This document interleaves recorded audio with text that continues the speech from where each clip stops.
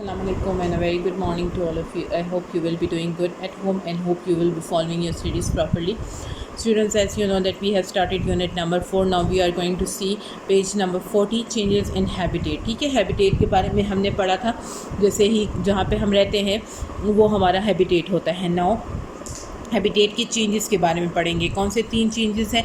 Daily changes है, seasonal changes, human made changes. ठीक है, डेली चेंजेस में क्या आता है? अब हमारे पास डेली चेंजेस ये है हमारे के लाइट का चेंज हो जाता है, डार्क हो जाती है, या फिर क्या है कि हीट या कोल्ड हो जाती है, नाइट जो है वो ठंडी हमारे पास मौजूद होती है. ये हमारे पास डेली चेंजेस में आ रहा है. फ्लावर्स जो है कुछ मॉर्निंग में जो पॉलिनेट होते हैं वो रात को बंद हो जाते हैं. ठीक है, ये अपनी प्रोटेक्शन के लिए.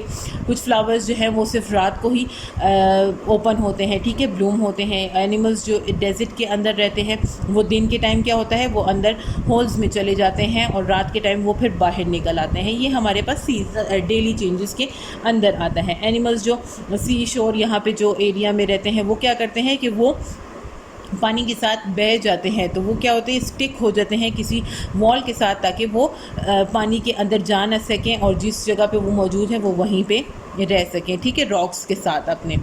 सीजनल चेंजेस में हमारे पास क्या आ गया? सीजनल चेंजेस के अंदर हमारे पास जो है लॉन्ग टाइम स्केल आ गया. लॉन्ग टाइम स्केल कैसे हो गया कि जो सीज़न की चेंजेस होती है, जैसे गर्मी है फिर सर्दी है, इस तरह की जो चेंजेस आती हैं बर्ड्स के लिए, एनिमल्स के लिए, या किसी ट्री के लिए, वो जो है वो ब्लूम करते हैं. ट्री के जो पत्ते गिरते हैं ऑटम में जैसे गिरते हैं, तो वो क्या है, वो उसकी सीजनल चेंजेस हैं.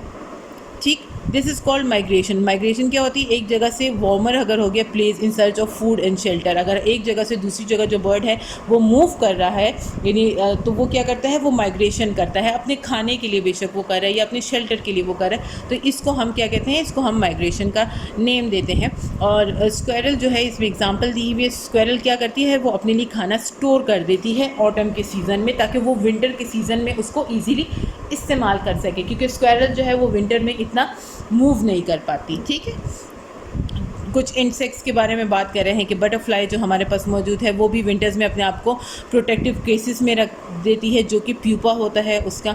इसी तरह ही ये सारी जो है चेंजेस बता रहे हैं कि सीजनल चेंजेस इसके अंदर इस तरह होते हैं. कुछ एनिमल्स जो हैं वो एक कोटिंग बना लेते हैं विंटर के अंदर, ताकि वो क्या हो सके, वो अपने आप को वार्म रख सके उसके अंदर.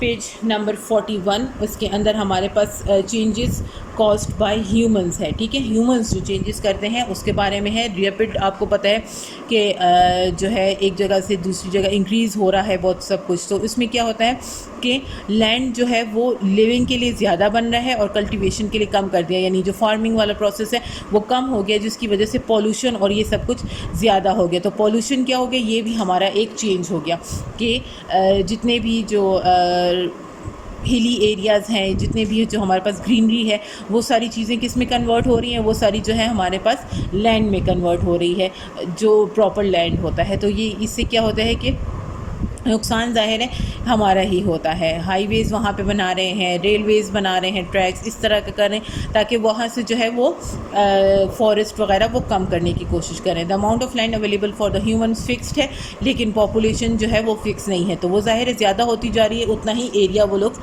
ज़्यादा ले रहे हैं. पीपल ने जो बिल्ड किए हैं होम इन हैबिटेट्स, वो प्लांट्स और एनिमल्स के लिए भी ज़ाहिर है मौजूद हैं. अब प्लांट्स के लिए कम हो गई जगह, एनिमल ज़ाहिर है जो उस प्लांट के ऊपर रहते हैं उनके लिए भी प्रॉब्लम हो गया. तो इसी वजह से ये ह्यूमन की चेंजेस आ रही है. अदर फैक्टर्स कुछ ऐसे हैं कि कॉज करता है चेंज में कंपटीशन बिटवीन द स्पीशीज़. अब कुछ कंपटीशन भी होता है, यानी कि जैसे ही हर लिविंग थिंग को वाटर चाहिए ज़िंदा रहने के लिए, और जगह चाहिए रहने के लिए, और फूड चाहिए सर्वाइव करने के लिए, इसी तरह प्लांट्स का भी है. प्लांट्स को भी क्या है, फूड किससे मिलता है, फोटोसिंथेसिस से मिलता है. तो वो ज़ाहिर है वो फिर कम्पीट करते हैं. कम्पीट किस तरह वो करते हैं कि अदर रिसोर्सेज उनको चाहिए, तो स्पेस लेने की कोशिश करते हैं, पानी ज़्यादा लेने की कोशिश करते हैं, और अगर इस तरह नहीं मिलता तो वो ज़ाहिर है डाई हो जाते हैं. ठीक है, ये हमारे ह्यूमन के चेंजेस थे. Now we are going to see the ecosystem. Ecosystem आपको पता है, इकोसिस्टम के अंदर क्या आता है, living and non living part. Living part क्या हो गया, जो ह्यूमंस हैं, एनिमल्स हैं, प्लांट्स हैं, हमारे पास माइक्रो ऑर्गेनिजम्स हैं। और नॉन लिविंग पार्ट क्या हो गया, जैसे अब एक क्लासरूम है तो उसके अंदर नॉन लिविंग पार्ट क्या हो गया, नॉन लिविंग पार्ट उसमें टेबल, चेयर, डोर, विंडो, ये सारी चीज़ें होंगी। ठीक है, page number 42 you will see the producer, consumers and decomposers. ठीक है, इकोसिस्टम के अंदर वो बता रहे हैं कि हमारे पास 3 चीज़ें हैं, प्रोड्यूसर्स हैं, कंज्यूमर्स हैं और डीकम्पोजर्स हैं। ठीक है, प्रोड्यूसर्स वो होते हैं जो कि अपना खाना बताते हैं। ठीक है, प्लांट्स जो हैं वो हमारे पास प्रोड्यूसर्स हैं, ये फोटोसिंथेसिस के थ्रू जो है अपना खाना बनाते हैं और इसको हम ऑटोट्रॉप्स कहते हैं। एनिमल्स कॉल्ड कंज्यूमर्स, एनिमल्स जो है वो कंज्यूमर्स कहलाते हैं। क्यों कंज्यूमर्स कहलाते हैं, क्योंकि वो प्लांट को खाते हैं। ठीक है, अब इसमें ये बता रहे हैं कि फर्दर डिवाइडेड हुआ है कंज्यूमर्स जो है 3 के अंदर कैसे हुआ, हार्बीवोर्स जो प्राइमरी कंज्यूमर्स हैं जो कि प्लांट्स को खाते हैं। नेक्स्ट वन है हमारे पास कंज्यूमर जो प्लांट्स और एनिमल्स दोनों को खाता है, वो ओमनीवोर्स है, जिसको हम सेकेंडरी कंज्यूमर्स कहते हैं। ठीक है, ह्यूमंस जो हैं वो भी ओमनीवोर्स में आते हैं। और जो थर्ड कंज्यूमर्स हैं वो कार्निवोर्स हैं, वो क्या करते हैं, वो सिर्फ एनिमल्स को ही खाते हैं।